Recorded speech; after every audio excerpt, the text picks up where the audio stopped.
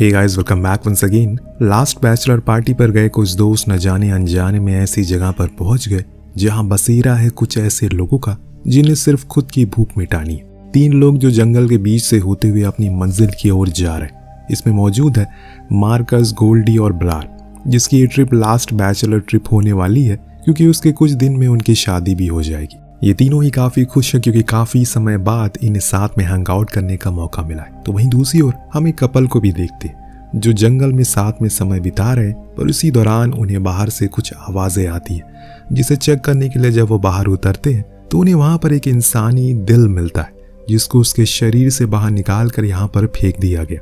जो देख वो लड़की बहुत ज्यादा डर जाती है और यहाँ से फौरन ही निकलने को बोलती है। अब उसका बॉयफ्रेंड भी इस बात के लिए मान जाता है, लेकिन अगर ये दोनों चले जाएंगे तो कहानी का इंट्रो कैसे बनेगा। असल में जैसे ही ये कार में बैठने वाले होते हैं तभी एक मास्क मैन पीछे से आकर उस लड़की का सर काट देता है। फिर उसका साथी उसकी गर्लफ्रेंड को अपने साथ ले जाता है। यानी कि कुछ इस तरह से इस कहानी का इंट्रो था जो कि थोड़ी बहुत हिंट दे रहा है कि आगे क्या होने वाला है। फिलहाल वो तीनों अब एक कैफे में रुककर कुछ खाने का सोचते हैं। तो वहीं पर गोल्डी को हेलन नाम की लड़की दिखती है जिससे वो बात करने के लिए जाता है, पर वो उसे साफ इनकार कर देती है तो वो वापस आ जाता है। इतने में हेलन का हस्बैंड आता है जो गोल्डी को बहुत मारता है। तभी उसके दोनों दोस्त आकर उसे अलग करते हैं और फिर वहां का ओनर भी आकर इन तीनों को वहां से भगा देता है। यानी कि पूरी बेइज्जती करवा कर ये फिर अपनी जर्नी को कंटिन्यू करते। लेकिन मार्कस गोल्डी का बहुत मजाक बनाता है। उधर हम हेलन को देखते हैं जिसका हस्बैंड अभी भी उसे बात को लेकर बैठा हुआ है। उसका कहना है कि हेलन ने ही पहले उसे बात शुरू की होगी, लेकिन वो बार बार मना करती है कि उसने उसे कोई बात नहीं की, पर उसका पति मानने को राजी ही नहीं था। इस बीच उन तीनों दोस्तों को रोड साइड पर एक कार खड़ी मिलती जिसमें कोई लाश को डाल रहा था। दरअसल ये वही 2 लोग थे जिन्हें खुद के चेहरों को अजीब से मास्क से ढका हुआ, जिन्हें देख सबसे ज्यादा मार्कस की फटी आखिर ये लोग यहाँ पर क्या कर रहे हैं। तो बरार बताता है कि शायद ये यहाँ के लोकल होंगे या फिर शिकारी। खैर छोड़ो, हमें क्या लेना देना। लेकिन मार्कस अभी भी वही चीज सोच रहा है। इतने में इन लोगों को एहसास होता है कि इनके फोन का नेटवर्क गायब हो चुका है, जो कि होना ही है। अगर नेटवर्क नहीं आए तो हॉलीवुड वाले किसी भी कहानी को आगे कैसे बढ़ाएंगे। इधर ये लोग रास्ते में हैं तो उधर इनके 2 दोस्त जो कि कपल हैं वो पहले ही पहुंच चुके हैं, इसीलिए उन्होंने अपने टेंट वगैरह भी लगा लिए। पर तभी उन्हें किसी के होने का एहसास होता है, जैसे कोई उनके करीब आने की कोशिश में। जो देख जॉर्डन फौरन चौकन्ना हो गया और इधर उधर देखने लगा, लेकिन तभी उस पर कोई हमला कर देता है। पर डरने की बात नहीं है, ये असल में उसके दोस्त ही थे और ये उन्हीं का आइडिया था। पर केसी इससे बहुत ही ज्यादा डर गई। इधर ये सभी लोग आराम से चिल कर रहे, लेकिन वहां हम जंगल के भीतर एक घर को देखते हैं जो कि बहुत ही ज्यादा पुराना है, जिसके अंदर काफी सारी छोटी गुड़ियां हैं। पर आखिर ये लोग हैं कौन? क्या कोई तस्करी करने वाले हैं या फिर कोई और? यही सब जानने के लिए आपको बने रहना होगा। अब सभी दोस्त इकट्ठा होकर बातें करते हैं, जिसमें ब्रार उनसे कहता है कि उसकी आखिरी बैचलर पार्टी होने वाली है, तो वो उसे एकदम स्पेशल बनाना चाहता है, जिसके लिए वो एक खास तरह की ड्रिंक लेकर आए जिसको हम सभी रात में पियेंगे। ये सुनकर सभी काफी एक्साइटेड होते हैं और सामानों को इकट्ठा करने के लिए चले जाते। वहीं दूसरी ओर हेलन अपने पिता को बताती है कि उसकी जॉनी से लड़ाई हो गई, लेकिन फिर भी वो दोनों शिकार पर जा रहे हैं। जो सुन उसके पिता ने कहा कि तुम लोगों को अब ये शिकार करना छोड़ देना चाहिए, अब ये जंगल पहले जैसा नहीं रहा। जिस चीज को हम अगले ही सीन में देख भी पाते हैं, जिस लड़की को शुरुआत में उस मास्क मैन ने पकड़ा था उसने उसके बेसमेंट में बांधा हुआ है, लेकिन अब वो उसके पास आता और जिंदा हालत में उसके सर को हथौड़ों से कुचल कर मार देता है। ये चीज इतनी भयानक होती है कि हर किसी को देखकर उसके रोंगटे खड़े हो जाएंगे। वही ये सारे दोस्त आराम से चिल कर रहे होते हैं, बातें कर रहे होते हैं, उसी ड्रिंक को खूब मस्ती से पी रहे हैं, लेकिन इन्हें ये नहीं पता कि कोई है जो इन्हें देख रहा है। इस बीच जॉर्डन बोलता है कि हम सभी को ये ट्रिप एकदम खास बनानी है, क्योंकि सभी की जिंदगी में एक लड़की तो आएगी, कब किसकी शादी हो जाए हमें नहीं पता, और इसीलिए इस 3 दिन को ऐसे जीना है जैसे कि ये हमारी जिंदगी के आखिरी 3 दिन हो। और यही होने भी वाला है।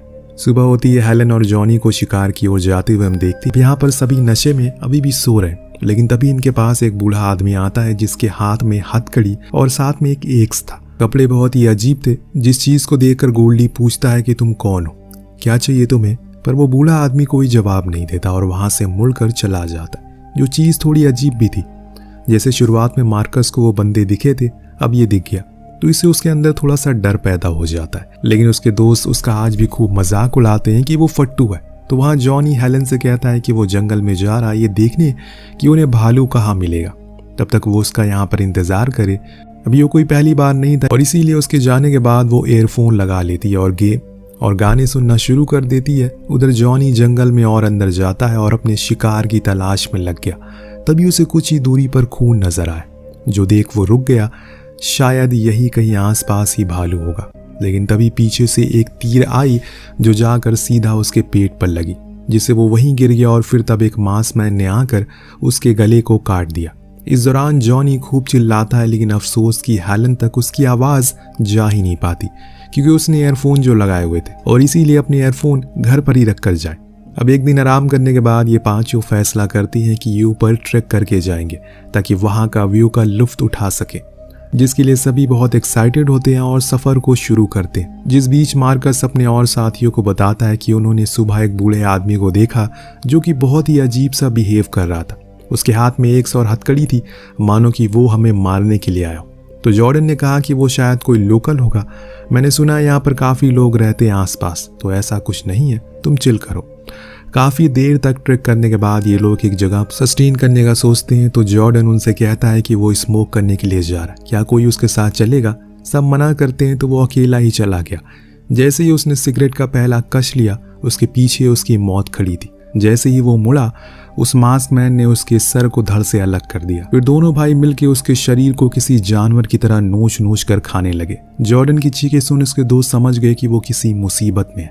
इसीलिए सबसे पहले ब्रार उस जगह पर पहुंचा और उसने जो इन दोनों भाइयों को उसे मांस खाते हुए देखा तो उसकी पैंट गीली हो गई। लेकिन अब उसने आवाज़ कर दी, जिसके कारण उन दोनों भाइयों ने उसे भी देख लिया और अब वो उसके पीछे भागने लगे।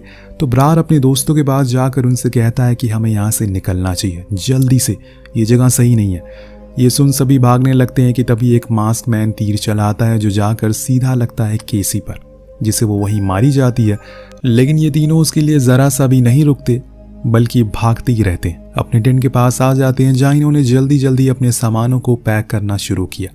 पर अफसोस कि अब उन दोनों भाइयों से घिर चुके हैं, जो अब इन्हें किसी भी समय मारने की फिराक में है।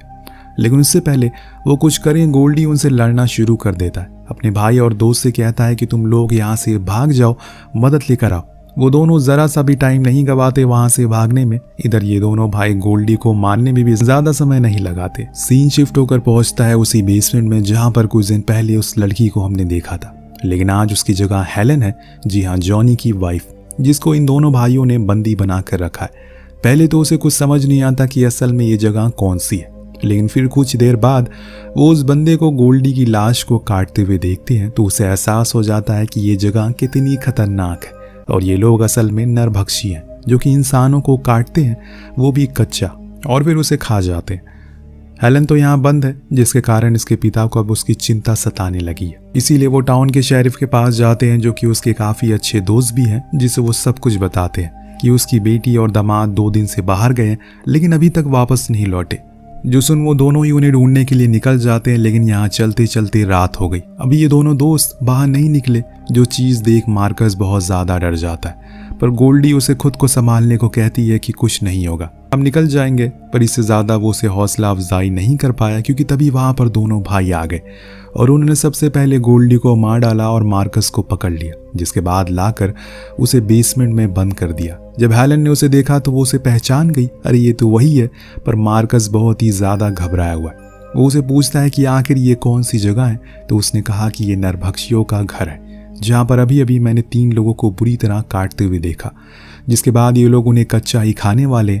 ये सब सुन मार्कस तो बहुत ज़्यादा डर जाता है कि तभी वो दोनों भाई आकर उसे ले जाते, यानी कि अब बस अकेली बची है तो हेलन, जिसके पिता अभी भी उस शेरिफ के साथ लगे हुए। इधर जंगल में उन्हें इन तीनों दोस्तों की कार मिलती, लेकिन वहाँ कोई था नहीं, जो ये देखकर हैरान होते हैं। पर सबसे ज़्यादा अजीब बात ये थी कि उस कार के नंबर प्लेट को निकाल दिया गया, जिसे ये पता ना चल सके कि आखिर ये किसकी है। यही सब चीज़ें शेरिफ के दिमाग में खटकने शुरू हो जाती है।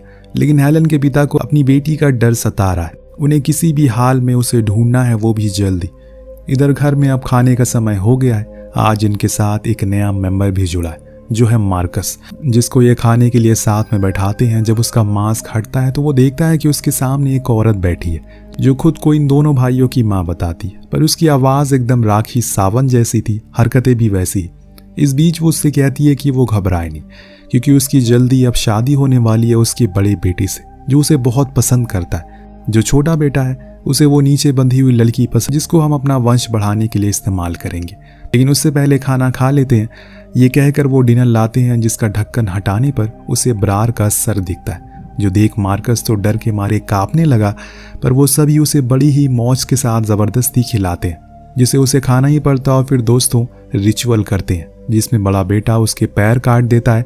फिर वो वेडिंग ड्रेस पहन कर आता है, यानी कि अब शादी समारोह हो रहा है, जिसको पूरा उसकी माँ करती है और फिर उन्हें ऊपर कमरे में जाने को कहती है। ये सब देख मार्कस की हवा टाइट हो रही है कि भाई सब ये सब हो क्या रहा है, इससे बेहतर तो वो उसे मार ही डालते। लेकिन नीचे जब छोटा बेटा जाता है तो उसे वहां पर हेलन अपनी जगह पर नहीं दिखती, क्योंकि वो तो उसके पीछे खड़ी थी, जो बिना समय गवाए उसके गले में रस्सी डालकर उसकी जान लेना शुरू करती है और तब तक रस्सी को ढीला नहीं छोड़ती जब तक वो मर नहीं जाता। वहाँ मार्कस के साथ अब बहुत बुरी चीजें होने वाली है, क्योंकि उसका दूल्हा अब पूरी तरीके से तैयार है। तो सोचिए अब आगे क्या होगा। लेकिन समय रहते वहां पर हेलन आ गई, जिसने उस आदमी पर हमला कर दिया, पर वो न जाने कैसे पर चूक गया, इसीलिए। लेकिन अब उस पर हावी पड़ने लगा है। लेकिन तभी पीछे से मार्कस ने उस पर वार किया और उसे घायल कर दिया, जिससे वो वहां से भाग निकला। अब यहाँ इतना सब कुछ हो रहा है, पर वहां अभी भी शेरिफ और हेलन के पिता उन्हें ढूंढने में लगे हुए हैं। पर अब एलन परेशान हो गया अपनी बेटी को ढूंढते ढूंढते, क्योंकि इतनी दूर तो वो गई भी नहीं होगी जितना टाइम लग रहा है। तभी शेरिफ बताता है कि जंगल में एक कॉटेज है, हालांकि वहां पर एक परिवार रहता है, पर उन्होंने कभी किसी को चोट नहीं पहुंचाई, शायद वहां हेलन हो। तो एलन कहता है कि ठीक है। इधर एक और हेलन अब भाग रही है, पर पैर में चोट लगने के कारण मार्कस भाग नहीं पाता। लेकिन तभी वहां हेलन के सामने बड़ा बेटा आ जाता है, तब वो उसे मार डालती है। और अभी यहाँ कहानी खत्म नहीं हुई, क्योंकि माँ तो अभी भी जिंदा है, जिसके हाथ अब लग गया है मार्कस, जिससे वो अपने बेटों का बदला ले रही है। कि तभी हेलन आकर उसके गले के मांस को ही काट लेती है, फिर उस पर कई बार वार करके उसे खत्म कर डालती है। यानी कि जैसे उसने औरों के साथ किया, वैसे ही हेलन ने उसके साथ किया।